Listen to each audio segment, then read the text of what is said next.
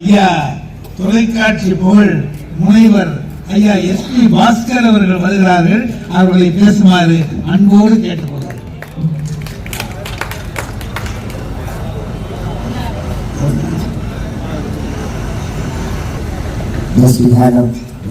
கொஞ்சம் வாங்கி போச்சு ஷார்ட் போயிங்க ஏப்பமோட மாணிக்க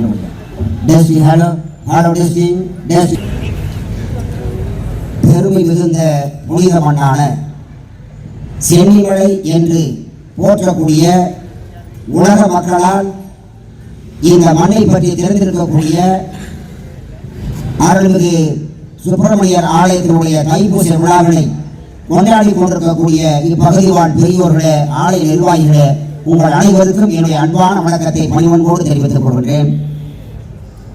நமது ஊர் மிக சிறந்த பண்பாளர்கள், நல்ல ரசிகர்கள் பெற்ற ஊர் என்பதை நான் நன்கு அறிந்தேன். இந்த முறை கூப்பிட்டுருக்கீங்க, ரொம்ப சிறப்பு, மகிழ்ச்சி. ஒரு பட்டிமன்றத்தை எப்படி ரசிக்கணும் அப்படின்னு அருமையான மக்கள் இந்த இடத்துல நான் பேச வந்திருக்கிறேன். அருமையான தலைப்பை கொடுத்துருக்காங்க. ஐயா தலைப்பண்ண சொல்லுங்க.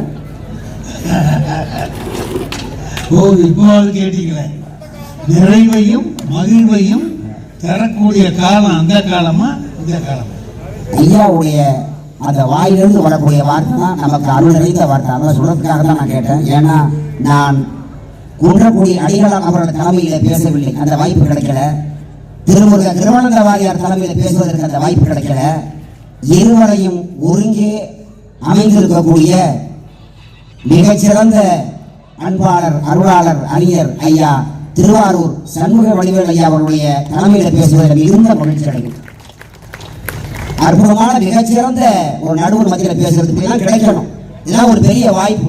இந்த வாய்ப்பை ஏற்பாடு செய்திருக்கக்கூடிய இணைப்பு பாலமாக திகழ்ந்த அருமை சகோதரர், பேச்சாளர், சொல்லரசர் ஐயா அரசு அவர்களுக்கு நான் இந்த நேரத்தில் அன்பான வணக்கத்தை நான் தெரிவித்துக் கொள்கிறேன். இப்ப பேசிட்டு போய் உட்கார்ந்தாங்களே பூங்கொடி, அருமையான பேச்சு. இந்த காலம் தான் ரொம்ப சிறந்த காலம்னு வாய்க்கு எப்படியெல்லாம் வந்ததெல்லாம் பேசியிருக்காங்க பாருங்க. 4 நாளைக்கு முன்னால ஒரு ஊருக்கு நாங்கெல்லாம் போயிருந்தோம். போன உடனே மாரியம்மன் கோயில் அம்பாளை பற்றி புகழ்ந்து ஒரு பாட்டு பாடினாங்க. அருமையா பாடினாங்க. அவங்க பாடும்போது நீங்க கவனிச்சிருக்கலாம். மாரியம்மா மாரியம்மா திருசூழியம்மா லீலியம்மா. இந்த பாட்டை பாடுனவங்க கூட்டத்தில் இருந்தவங்க தீச்சட்டியே எடுத்துட்டாங்க. சாமி வந்து 2000 பேர் உட்கார்ந்து 1000 பேர் சாமி வந்து ஆடுறாங்க. நல்லா கை தட்டுங்க அவங்களுக்காக. என்ன ஒரு பெரிய சிறப்புனா, மீதி இருந்த 1000 பேரும் அந்த சாமியார் நம்ம இடுப்ப பிடிச்சிக்கிட்டு மலையேறு எல்லாம் எடுத்துட்டு போயிட்டான். அப்புறம் நான் போய் கேட்டேன், ஊர் நாட்டாமையை கூப்பிட்டீங்க வாயா, முதல்ல 1000 பேர் ஆடுனால அப்பவே பூசாரியை கூப்பிட்டு துண்டு போட்டுருந்தா எல்லாரும் உட்கார்ந்து இருப்பாங்களே, ஏயா பூசாரியை கூப்பிட்டு கேட்டேன். அதுக்கு அந்த நாட்டாமை சொன்னாரு, முதல்ல சாமி வந்து கீழே விழுந்தவனே அவன் தான் அந்த கிடக்கலாம் பாரு அப்படின்னாரு. அந்த நாடு கிடந்த கிடப்ப பார்த்து எனக்கு போத்துல துண்டை போத்தி உருக்கடிச்சு படுக்க போட்டு சொன்னாங்க. அதுல அந்த பக்கத்துல இன்னொரு பாப்பா பேச வந்து பாருங்க, சத்யா, கோவை சத்யா. சின்ன பிள்ளையிலிருந்து நாங்களாம் இணைந்து பட்டிமன்ற மேடைகளை பேசிட்டு இருக்கோம். கும்பகோணத்துக்கு பேச வந்தாங்க. ஒரு பிரசித்தி பெற்ற கோயில சாமி கும்பிட போறேன்னாங்க. மாமான்னு அழைச்சிட்டு போயிருந்தோம். போய் அந்த கோயிலை பார்த்து உள்ள நின்று அந்த அறையை பார்த்து ஈஸ்வரா அப்படின்னு துண்டு எடுத்து பூசினாங்க. பக்கத்து ரூம்ல போய் விநாயகா அப்படின்னு துண்டு எடுத்து பூசினாங்க. அடுத்த ரூம்ல போய் பக்கத்து ரூம், அடுத்த ரூம்ல போய் முருகா அப்படின்னு துண்டு எடுத்து பூசினாங்க. அடுத்த ரூம்ல போய் ஒண்ணுமே சொல்லல, துண்டுடையும் காணும், குங்குமத்தையும் காணும். உள்ளே இருந்து ஒரு சவுண்ட் எடுத்தாமா, இது இந்த ஆலயத்தோட ஆபீஸ், பக்கத்துல போக மாட்டார். இந்த ஆலயத்தோட ஆபீஸ் எது, அம்பாளுடைய கோயில் எது, ஒரு விவரம் தெரியாம அந்த காலத்துல உட்கார்ந்துருக்கீங்க. பத்தியால கெடுத்து குட்டியா வாங்கி வச்சிருக்கிறோம் அந்த காலத்து ஆட்கள் தெரியுமா? நல்லா கை கட்டுங்க, அப்படியே சந்தேக பண்ணீங்க. சாமி கோயில் கட்டணும்னா அந்த காலத்துல எப்படி கட்டினா, கருங்கல்ல கட்டினா, இந்த ஆகமா முறைப்படி கட்டினா. இன்னைக்கு எப்படி கட்டுறீங்க? மார்பிள்ஸ், டைல்ஸ், கடப்பா வள வள வளன்னு கட்டி வச்சுட்டு உள்ள சாமி கூட போறோம். போல் எழுதி போட்டுனா இங்க சூடம் கொடுத்தாங்க. ஏடா கோயில சூடம் நம்ம சூடாக்க வளர்த்த முடியும்? ஏன் மாசு அடையலாம், புகை வரலாம். இந்த பக்கம் போய் திரும்பி பார்க்கிறேன், இங்க கற்பூரம் கொடுத்தாங்க, பின்னால வர சாம்பிராணி போடாத, பத்திரி கொடுத்தாத. ஒரு இடத்துல ஒரு பொட்டி வச்சு இங்க தேங்காவோட உள்ள போடு அப்படிங்கிறான். சரி, ஒரு தேங்காய் உள்ள போடுறாங்க, டமான ஒரு சவுண்டு. ஒரு மூடியை கைக்கு வந்து இன்னொரு மூடி எங்க போடுறது தெரியல. மேலவாங்க வாசிக்கிற ஆளக்கான காலத்துல கோயில்ல ஒரு சுவிட்சில போட்டுருவோம், அதாவே அடிக்குதுங்க. சிறப்பு பட்டின அமுக்குறான், குங்குமம் ஓட்டுது. வெள்ளை பட்டின அமுக்குறான், துண்ணூறு ஓட்டுது. அவனாவே பூசிட்டு அவனாவே போய்கிட்டு இருக்கான். இதான் இந்த காலம். மனுஷன் வாழ்றானே, இவனுக்கு வாழ தெரியலன்னா ஒரு கவிஞன். அப்ப எப்படி இருக்கான மனுஷன்? கொள்ளும் பாம்பின் கொடு விஷத்தை சொல்லி கொடுக்க தெரிந்து கொண்டான். கொள்ள நரிபோல் தந்திரத்தால் குடிய கெடுக்க தெரிந்து கொண்டான். வெள்ளி பணத்தால் மற்றவரை விலைக்கு வாங்க தெரிந்து கொண்டான். மனிதனாக வாழ மட்டும் இன்றைக்கு மனிதனுக்கு தெரியவில்லை. ஓ மனிதன் எல்லாம் தெரிந்து கொண்டான், வாழும் வகை புரிந்து கொண்டான். இருந்த போது மனிதனுக்கு ஒன்று மட்டும் தெரியவில்லை. ஓ சீர்காழி கோவிந்தராஜன் அந்த கை தட்டுங்க. இன்னும் இன்னைக்கு இருக்கிற மனிதன் நம்ம ஒன்று சொன்னா கேட்கிறவன் புத்திய சரியா எடுக்க மாட்டேங்கிறான். இது நல்லா தெரியும் நடுவரையாகும். ஏன்னா பல பேர்ட்ட அவர் அனுபவப்பட்டவர். நம்ம நிறைய கதை கேட்டுக்கிறோம் யூடியூப் சேனல்ல. அது மாதிரி எடுக்க வந்து ஒரு கேட்டான், ஐயா பாஸ்கர் பட்டிமன்றம்லாம் போற. ஆமா ஐயா திருவாரூர் சண்முகவர்கள் ஐயா நடுவரா இருக்காருன்னா போறேன். ஆமா அப்ப இதுக்கு என்னையா அப்படின்னு கேட்டேன். ஒண்ணு இல்ல, 10 நாளா வயிற்ற வலிக்குது. நான் என்னென்னமோ மருந்து மாத்திரை வாங்கி சாப்பிட்டு பார்த்தேன், கேட்கல. ஏதாவது ஒரு வைத்தியம் சொல்லேன்னாரு. சரி நான் ஒரு நாட்டு வைத்தியம் சொல்றேன்னு சொல்லி 10 ரூபாய்க்கு நல்லெண்ணெய் வாங்கிக்க, சட்டையை கட்டிட்டு மல்லாக்க படுத்துக்கிட்டு தொப்புல ஊத்துனீங்கன்னா இந்த வலி நின்றுடும் அப்படின்னு. இதை சொன்னவன் எல்லாம் சொன்னா எங்க போய் படுக்கணும்னு சொல்லாம விட்டேன். இதை என்ன பண்றான், 10 ரூபாய்க்கு நல்லெண்ணெய் வாங்கிட்டு நேர கோயில் திண்ணையில போய் சட்டையை கட்டி போட்டு மல்லாக்க படுத்துக்கிட்டு தொப்புல ஃபுல்லா நல்லெண்ணெயை ஊத்திட்டு படுத்து தூங்கிட்டான். சாயந்தரம் 6 மணிக்கு சாமி கூட வந்த 4-5 பொம்பளை ஆளுங்க யாரோ விளக்கல எண்ணெயை மட்டும் ஊத்தி போட்டு திரும்பி போடாம போயிட்டாங்க சொல்லி முந்தாயை கிழிச்சு 3 திரிய கொட்டி விட்டு போச்சு ரெண்டாக்கா. ஐயோ அப்பா நல்ல அடிச்சுட்டு ஓடுறான். நம்ம ஒரு புத்தி சொன்னோம்னா மனுஷனாவே கேட்டுக்க மாட்டேங்கிறாங்க. நல்லா யோசிச்சு பாருங்க. அதனாலதான் பிள்ளைகளை வளர்க்கிற முறை இன்னைக்கு சரியில்லை சொல்ல வந்திருக்கேன். பள்ளிக்கூடத்துல பையன் ஹெட் மாஸ்டர் 1000 ரூபாய் பணம் கொடுக்குறாரு ஒரு பையனுக்கு. இதை பார்த்துட்டு ஒரு பையன் அவங்க அம்மாட்ட போய் கேட்டான். இன்னைக்கு இருக்கிற பையன் இந்த காலத்துக்காக சொல்றேன்.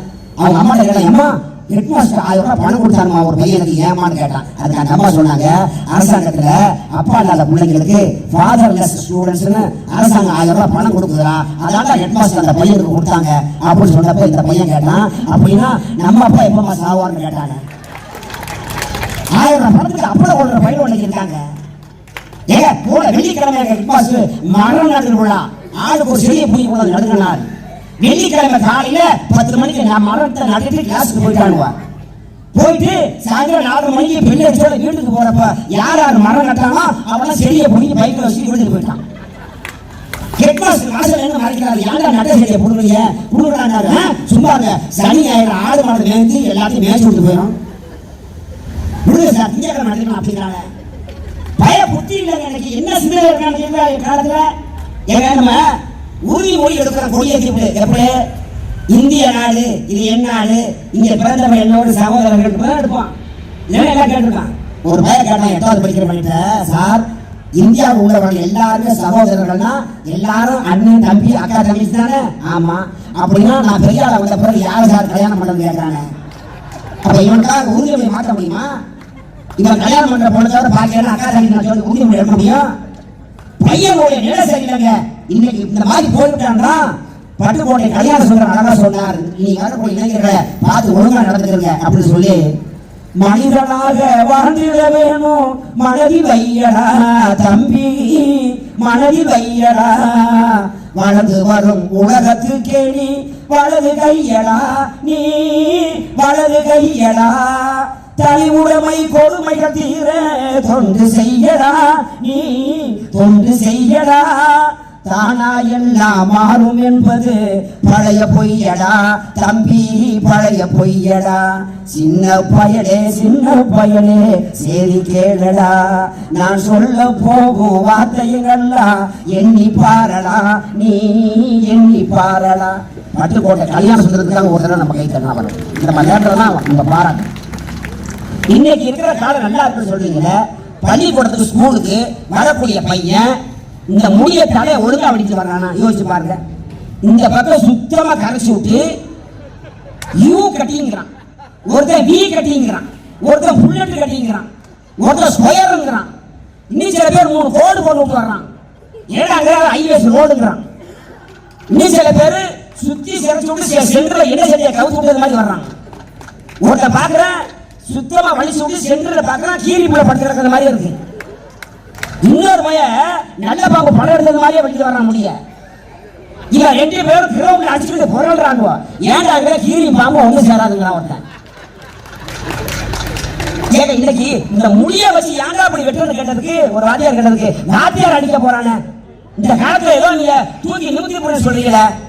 மனுஷன் மனம் இருக்கு பாருங்க, மனம் சரியில்லைங்க. இன்னைக்கு இலக்கியத்துல சொல்றான் ஒருத்த மனசு எப்படி இருக்குமா, நம்ம வீட்டுல இருக்கிற ஃப்ரிட்ஜ், அந்த ஃப்ரிட்ஜ் மாதிரி இருக்கான் மனம். எப்படி வெளியில தொட்டா சுடும், உள்ள புறத்து கையை வச்சா சில்லுன்னு இருக்கும். இது மாதிரி இருக்கான் சில பேர் மனசு. இன்னும் சில பேர் மனசு டீ வாங்குறப்ப பிளாஸ்க் இது மாதிரி இருக்கான். எப்படி வெளியில சில்லுன்னு இருக்கும், திறந்து உள்ள வரலப்பட்டா சுடும். நம்முடைய இலக்கியங்கள் என்ன சொல்றது, அந்த கால அறிஞர்கள் என்ன சொன்னாங்க, மனிதனுடைய மனம் எப்படி இருக்க வேண்டும் தெரியுமா, மண்பானையில ஊற்றி வைத்த நீர் போல இருக்கணும்னா. உள்ள இப்போ கை வைக்கும் போதும் குளிர்ச்சியா இருக்கணும், வெளியில தொட்டாலும் குளிர்ச்சியா இருக்கணும். இதாண்டா மனித மனம்னா. மனித மனம் மென்மையா இருக்கணுமா. நம்ம இசை விழாவை சேர்ந்தவங்க நடத்துறாங்க அந்த நிகழ்ச்சிய, அவங்களுக்கு தெரியும் மென்மைன்னா என்ன தெரியுமா. இசையிலேயே மிருதங்கம் அப்படின்னு ஒரு இசை இருக்கு. அது மாதிரிதான் அந்த காலத்தினுடைய மனிதனுடைய மனம் இருந்துச்சா. எப்படி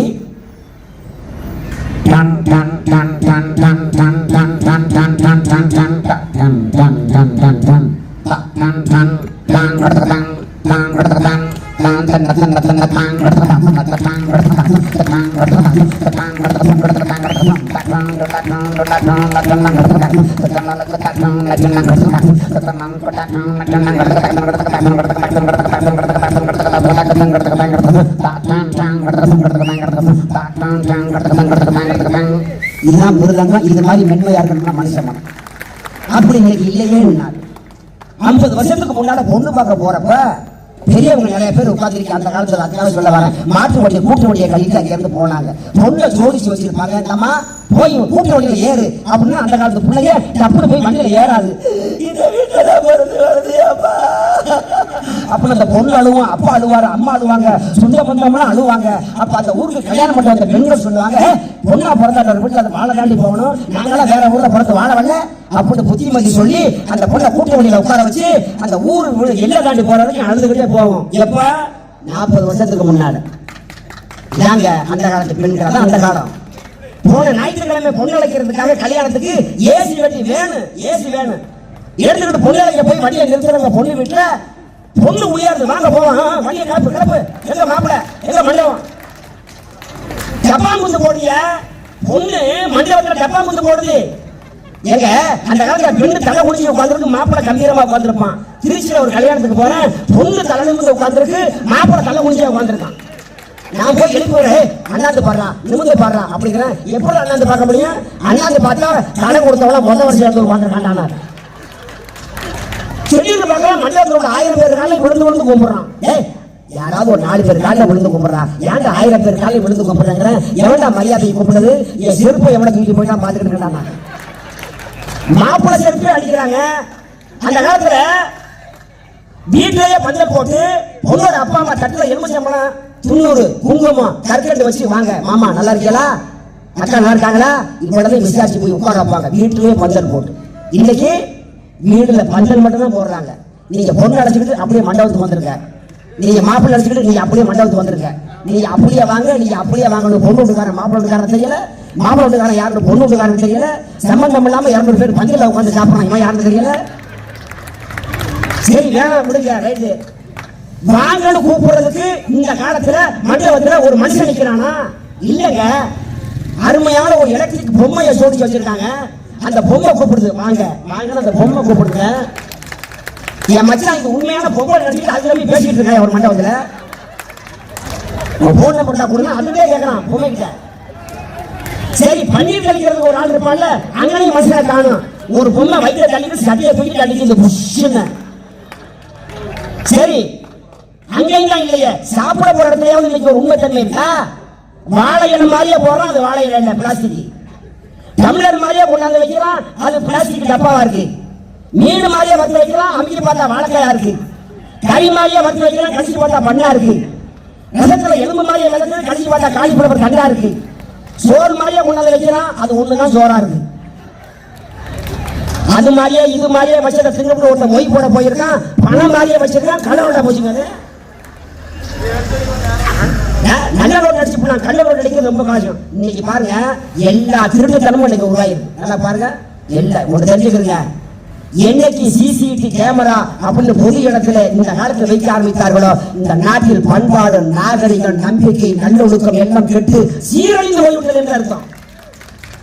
என்ன பேச வந்திருக்கீங்க நீங்க?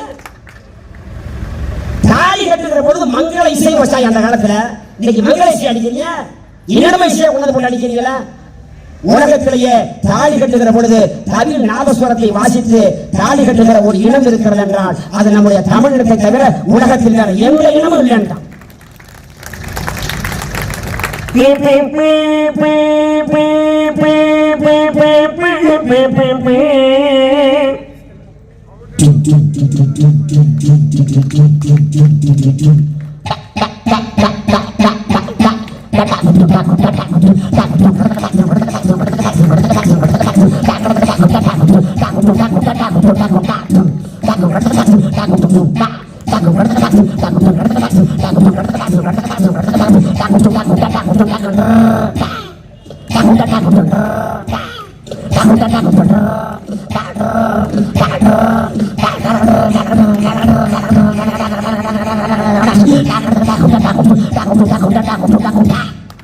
இதாங்க நம்மளோட தமிழ் இசை, மங்கள இசை. இது இன்னைக்கு இல்லையே. எங்க மாநிலத்திலிருந்து கொண்டாந்து போட்டு அடிச்சுக்கிட்டு இருக்கிறோமே, நல்லா யோசிச்சு பாருங்க. ஒண்ணுமே கிடையாதுங்க. தாலி கட்டுகிற பொழுது 3 முடிச்சு போட்டான் அந்த காலத்துல. ஏன் இவன் ஒரு முடிச்சு போடுவான், பின்னால இருந்து அவங்க அக்கா தங்கச்சி வாங்கி 2 முடிச்சு போடுவாங்க. நாத்தனா முடிச்சு பேர் மொத்தம் 3 முடிச்சு. பட்டுக்கோட்டையில ஒரு கல்யாணம் நடந்துச்சுங்க போன மாசம். கல்யாணம் பண்ணி முடிச்சுட்டு மாப்பிள்ளை போய் வீட்டுல உட்காந்து மனைவி கழுத்து தலையை பார்த்துருக்கான், 15 முடிச்சு கிடந்திருக்கு. என்னடா சொல்லி விசாரிச்சு பார்த்தா இவனோட பிறந்த அக்கா தங்கச்சி 5 பேரும் 15 முடிச்சு போட்டுருக்காங்க. 9 மணிக்கு முடிச்சு அவுக்க ஆரம்பிச்சு எப்படியாக 6:30 மணி வரைக்கும் அவுத்துக்கிட்டே இருந்திருக்கான். அவன் வீட்டுக்கு பால் ஊத்த வந்தவன் 7 மணிக்கு சொல்லி போயிருக்கான். அவனை பார்த்து வந்தாட்டா முடிச்சு வைக்கிட்டு போயிருக்கான். நாகரிகம் கலாச்சாரம் சீர்கட்டு போய் கிடக்கு. இன்னைக்கு 16 முறை சேலையை கட்டி வருவாங்க, குங்குமம் வச்சு வச்சுட்டு அன்னைக்கு உள்ள அம்மாக்கள் கையெடுத்து கும்பிட மகமாயே ரோட்ல நடந்து வந்த மாதிரி இருக்கும். அப்புறம் பாவல தாவணி கட்டினாங்க, பரவாயில்ல. அப்புறம் மிடி, சுடி, புலி என்னென்னமோ கண்டுபிடிச்சான். இப்போ கண்டுபிடிச்சிருக்கான் மசக்களி, கசக்களி, கதக்களி, ரதக்களி, நட்டுவாக்களி தான் வரல. எங்க கம்மக்களி, கேப்பக்களி, சோழக்களி சொன்னது போக இத்தனை களியை கண்டுபிடிச்சு என்னன்னு கேட்டா இதான் கலிகாலம் தெரியல. நாடு உருப்படுமா? யோசிச்சு பாருங்க. புள்ளைய போட்டு தாளாட்டுற முறை இன்னைக்கு இருக்குதா உங்கள்ட்ட? அந்த காலத்துல எங்க அம்மா தாளாட்டினா அந்த கிராமமே தூங்கும், அந்த ஊரே தூங்கும். இன்னைக்கு என் மனைவி தாளாட்டினாப்புல, என் பையன் 2.5 வயசு பையனை போட்டுக்க தொட்டியில போட்டு என் மனைவி தாளாட்டினா இப்படியெல்லாம் வார்த்தையெல்லாம் சொல்லி தாளாட்டல. இந்த சவுண்டு தான். அடுப்பாய் போய் கதவை திறந்து பார்த்தா 20 நாய் வாசல்ல படுத்து கிடக்கு. 20 நாய் படுத்து கிடக்குறேன். கதவை திறந்து பார்த்துட்டு எல்லாம் சும்மா படுத்து கிடக்கு, நீ ஏன் குறைச்சிக்கிட்டு கேட்டாங்க. நைட்டு 2:30 மணிக்கு எய்த விட்டுக்காரமா கதவை திறந்து என்னைய பார்த்து சொல்லுது, இந்த நாய் குலைக்கு ஆனா கடிக்காட்டுட்டு போறேன் அந்த பொம்பளை. என்னோட கொடுமை தெரியலங்க. இல்ல எல்லாம் முடிஞ்சு போச்சு. எங்க தெரு பக்கம் இப்ப நான் பிறந்த ஊருக்கு போனேன். நான் வேற ஊர்ல வேலை பார்க்கறேன். அங்க போனோட ஜெய்ப்பூர்ல இருந்து வந்த ஒரு நண்பர் இந்த பொங்கலுக்கு கரும்பு வியாபாரம் பார்த்துட்டு இருந்தார். ஜெய்ப்பூர் ஹிந்தி தான் பேசினார். அவர்கிட்ட போய் என்ன ஹிந்தியெல்லாம் பேச, நீ வடநாட்டுல இருந்து வந்து கரும்பு வியாபாரம் பண்ணிட்டு அப்படி கேட்கிறேன். ஹா மச்சான் அப்படின்னு நான் பார்த்து எனக்கு தூக்கி வாங்கி போட்டு மச்சாங்கிற அப்படிங்கிற, உங்க சித்தப்பா பொண்ணத்தான் நான் கல்யாணம் பண்ணிருக்கேன் அப்படிங்கிறாயா? ஓய் அடிக்க போற என் மேல கை வச்சா இந்த கிராமமே திரண்டுரும் அப்படின்னு பயமா இருக்கு எனக்கு. நாகரிக பண்பாடு எல்லாம் சிதைந்து போய் ஒரு ஒற்றுமை உணர்வு இல்லாம போச்சு. அதான் யோசிக்கிறேன். ஒரே ஒரு செய்தியை சொல்லி நான் நிறைவு செய்யறேன். ரொம்ப நேரம் பேசலங்க. அவங்க சொன்னாங்க, ஐயாவும் சொன்னாங்க, ஒரே ஒரு அன்னைக்கெல்லாம் ஒருத்தர் ஒரு செய்தி சொல்லி விட்டா 10 நாள் 15 நாள் ஆகும்னு ஐயா நடுவர் ஐயாவே சொன்னாங்க. ஒருத்தர் இறந்து போயிட்டாருன்னா டாக்டர்ல ஆறுல கட்டி அன்னைக்கெல்லாம் சொல்லுவாங்க, இந்த மாதிரி இறந்து போயிட்டாங்க அப்படின்னு. எங்க ஊர்ல அந்த மாதிரி சொல்லிட்டு இருந்தாங்க அந்த காலத்துல. நாம மருந்தத்தக்க இரங்கல் செய்தி, மரண அறிவிப்பு 2 ஒண்ணுதான். இது எவன் எழுதி கொடுத்தான்னு தெரியல. ராமசாமி மகன் கந்தசாமியும், கந்தசாமி மகன் சின்னசாமியும், சின்னசாமியோட ஒண்ணு விட்ட சித்தப்பார் மகனுமாகிய சிங்கப்பூரில் வாழும் முத்துக்குமார், பெரியகுமார், நந்தகுமார் ஆகியோருடைய பெரியப்பா பையனும் ஆகிய அப்படின்னு சொல்லிட்டு போன செத்தது எவன்னு தெரியல. முதல்ல ராமசாமி தான் சொன்னான்னு சொல்லிட்டு மாலை வாங்கிட்டு போறானோ உசுறு நிக்கலாம் முதல்ல. ஆனா இன்னைக்கு ஐயா சொல்றாங்க ஒரு செல்போன் அப்படி தட்டி விட்டா உலகம் முழுக்க போகுது ஒரே நேரத்துல. எவ்வளவு டெக்னாலஜி வளர்ந்துச்சு பாருங்க அப்படின்னார். ஏற்றுக்கொள்கிறோம், நான் இல்லைன்னு சொல்லல. ஆனால் அதை நீங்கள் மீண்டும் மறுபுறத்தில் பார்த்தால் தவறான பொருளை பயன்படுத்துறாங்களே. ஒரு காலத்துல செல்போன் பெருசா இருந்துச்சு, இன்னைக்கு கை அடக்கத்து கூட வந்துட்டான். அன்னைக்கு ஒரு பெரிய வீட்டுல இவ்வளவு பெரிய போன் தூக்கி பேச முடியாது. எல்லாரும் போன் வந்தா வீட்டுக்குள்ள முடியாதாங்க வாங்க பேசுவோம் அப்படின்னு. இன்னைக்கு வீட்டுல இருக்கிற போன் வந்தா வெளியில முடியாடுறான். என்னடா டவர் சரியா கிடைக்கல சார் அப்படிங்கிறான். ஒருத்தர் போன் போட்டு அந்த காலத்துல ஓட்ட ஓடியாருன்னு உள்ள விரல விட்டு சுத்துனாங்க. விரல் வலிக்குதுன்னு சொல்லி அமுக்கிற டைப்ல கொண்டு வந்தாங்க. இப்ப அமுக்கிறது போய் தலையோட டைப்ல கொண்டு வந்தாங்க. டச் ஸ்கிரீன் அப்படிங்கிற அப்படியே தடவிட்டே இருக்காங்க. எங்க தெருவில் ஒரு குடும்பம் தடவி சுத்தமா ஒண்ணு இல்லாம போச்சு. இன்னும் 10 ஆண்டுகளுக்கு பிறகு இந்த செல்போனுடைய வளர்ச்சி டெக்னாலஜி என்ன ஆக போகுது தெரியுமா? யார் கையிலுமே செல்போன் இருக்காதான். அப்புறம் 2 சின்ன ஸ்பீக்கரை கண்டுபிடிச்சு காதல் ஆபரேஷன் பண்ணி உள்ள வைக்க போறான். சிம் கார்டை ஈரல் ஓரமா ஆபரேஷன் பண்ணி இடது பக்கம் வைக்க போறான். பேட்டரிய கிட்னி ஓரமா ஆபரேஷன் பண்ணி கீழே வைக்க போறான். யாரு கையில செல்போன் இருக்காது. நடந்து போறப்ப போன் வந்தா உடம்பு ஆடும் அப்படிங்க. அவ்வளவுதான். எவ்வளவு போன் பேசினாலும் பைத்திய மாதிரி அவனாவே பேசிக்கிட்டு போறான், அவனாவே வரப்போறான். இப்ப உங்களுக்கு ஒரு சந்தேகம் வரும், என்ன உடம்புல சாட்சி இறந்து போனா மூக்குல பிளக்க மாட்டி ஏற்ற முடியும்? இப்ப எப்படி சாட்சி ஏற்றுறது? அதுக்கு கண்டுபிடிச்சிருவான். மெடிக்கல் ஷாப்ல 5 ரூபாய்க்கு ரீசார்ஜ் டேப்லெட் அப்படின்னு மாத்திரை வைப்பானுவான். அதை வாங்கி வாயில போட்டு தண்ணி ஊற்றினா 12 மணி நேரத்துக்கு சார்ஜ் சும்மா கும்முன்னு நிற்கும். இது எப்படி சார் கண்டுபிடிக்கிறது? கண்ணு படுத்து சிறப்பா இருந்தா சார்ஜ் இருக்குன்னு அர்த்தம். எழுத்து வெள்ளையாச்சுன்னா இறங்கிச்சுன்னு அர்த்தம். திரும்ப கூட மாத்திரைய. இந்த உலகமே மாத்திரை மருந்துலாம் இயங்க போகிறது. இது மருந்து ஆரோக்கியமானது அல்ல. தொலைக்காட்சி பற்றி என்னைக்கு வீட்டுக்குள் வந்ததோ அன்னைக்கே பண்பாடு நாகரி எல்லாம் புருஷனை மதிக்கவே இல்லை. முன்னாடி போய் பிள்ளைங்களுக்கு ஒரு தோசை சுட்டு கொடுக்கல. எனக்கு ஒரு தோசை சுட்டு கொடுத்தா என் மனைவி பாக்குறேன். கருப்பா இருந்துச்சு. இல்ல கருப்பா இருக்கு தோசை போய் கிச்சன் லைட்ல போட்டு பாக்குறேன். இப்ப டிவி பாக்குற அவசரத்துல தோசைகளை குப்புற போட்டு மாவு ஊத்திருக்கிறான். நேற்று அதை விட மோசம். டிவி பாக்குற அவசரத்துல விளம்பரம் என்ன விலையில தோசை சுட்டு கொண்டு ஓடி போய் தோசை ஊத்தி வச்சிருக்கேன். இந்த சீன் முடிஞ்சா எடுத்து தரேன் திரும்ப முடியான்ட்டான். சரிவா போய் தோசை எடுப்போம்னு சொல்லி விளம்பரம் இளவலையில லைட்ல போட்டு பாக்குறான். அன்னைக்கு தோசைக்கல்ல குப்புற போட்டு ஊத்துனா இன்னைக்கு கல்லே வைக்கிறத வெறும் மாவலி அடுப்புல ஊத்திட்டு போயிருக்காங்க. இன்னும் ஒண்ணு தெரிஞ்சுக்கிறீங்க, எங்க ஊர்ல ஒரு அக்கா டிவியை பார்த்து என்னது தொடர், மெகா தொடர், நெடுந்தொடர், சீரியல் எல்லாம் ஒண்ணுதான். என்ன வசனம்? இந்த சீரியல்ல காட்டுற வசனம் மாதிரி வேற உலகத்துல அது எல்லா கதையும் ஒரே கதை தான். என்ன கதை? எந்த நாடகத்தை வேணாலும் பாருங்க, ஒரே கருத்து தான் சொல்றான். இந்த காலத்துல என்ன? அவளோட சேர விடாத, அவன் வயிற்றுல வளர்ற பிள்ளைய அழிச்சு கொடு, இவளை விட்டு வளர அவளை கல்யாணம் பண்ணி வைக்கிறேன், அந்த குடும்பத்தை புல்லு பூண்டு இல்லாம ஆக்கிடுவான், விஷத்தை வச்சு கொண்டுருவான். இப்படியே சொல்லிட்டு அந்த குடும்பம் உருப்படுமா, நாடு உருப்படுமா, மனுஷன் உருப்படுவானா?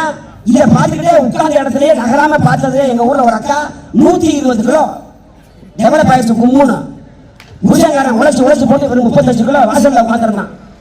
எலும்பும் தோணுமா? இந்த அக்கா குண்டான அக்கா போய் அவன்கிட்ட கேட்டுச்சேங்க, உங்களோட புகழ்ந்து ஒரு பாட்டு பாடணுமான்னு கேட்டிருக்கு. கட்டில கொண்டாடிட்டாங்க, வெயிட் ஓவரா இருந்தாலும் பரவாயில்ல, பக்கத்துல வந்து 2 பாடுமான்னா இந்த அம்மா போய் கிட்ட 2 பாடிச்சு பாடுங்க. கண்ணான கண்ணே கண்ணான கண்ணே உன் மீது சாயவான் சாதிச்சு பாருங்க. இந்த கை முடிஞ்சு தர்மாஸ்பத்தியில கட்டு போட்டு வச்சிருக்காங்க. விஞ்ஞான உலகத்தில் எல்லா புதிய கண்டுபிடிப்புகள் இன்றைக்கு தேவைதான், இல்லை என்று சொல்லவில்லை. ஆனால் அது சரியான முறையில் பயன்படுத்துகிறீங்களா? ஒரே ஒரு கேள்வி. 30-40 ஆண்டுகளுக்கு முன்பு ஒரு பொது ஊர்ல ஒரு பொது இடத்துல எல்லாரும் குளிக்கிறதுக்கு ஒரே ஒரு குளம் இருந்துச்சு. அந்த காலத்துல வடக்கு கரையில பெண்கள் எல்லாம் மாறாப்பு கட்டி கொண்டு குளித்துக் கொண்டிருந்தார்கள். அதே குளத்துல தெற்கு கரையில ஆம்பளை எல்லாம் துண்ட கட்டி பிடிச்சிட்டு இருந்தான். அந்த காலத்தில் எந்த நேரமும் எந்த நாளும் ஒரு பாலியல் வன்கொடுமை கூட நடந்ததில்லை. ஆனால் இன்னைக்கு வீடு கட்டி காம்பவுண்ட் எடுத்து கதவை சாத்திட்டு பாத்ரூம்ல குடிச்சா அதே செல்போன் எடுத்து வாட்ஸ்அப் அனுப்புறான கேள்வி உலகமா இல்லையா? என்ன மோசமா போயிட்டு பாருங்க சமுதாயம். வளர்ச்சி ஆதரிக்க வேண்டியதான். தவறான பாதையில் செல்கிறார்களே, இவர்களை எப்படி செய்வது? பெரியவர்கள் நெறிப்படுத்த வேண்டும், அந்த கால இலக்கியங்களை நெறிப்படுத்த வேண்டும். இவைகளை எல்லாம் இந்த கால இளைஞர்களுக்கு எடுத்து சொல்லி நல்வழிப்படுத்த வேண்டியது பெரியவர்களாகிய அந்த காலத்து மக்களுக்கு இருக்கின்ற கடமையின் காரணமாக அதற்கே நீங்கள் நல்ல திருத்த கேட்டு வாய்ப்புக்கு நன்றி கூறி நிறைவு செய்கிறேன். வணக்கம்.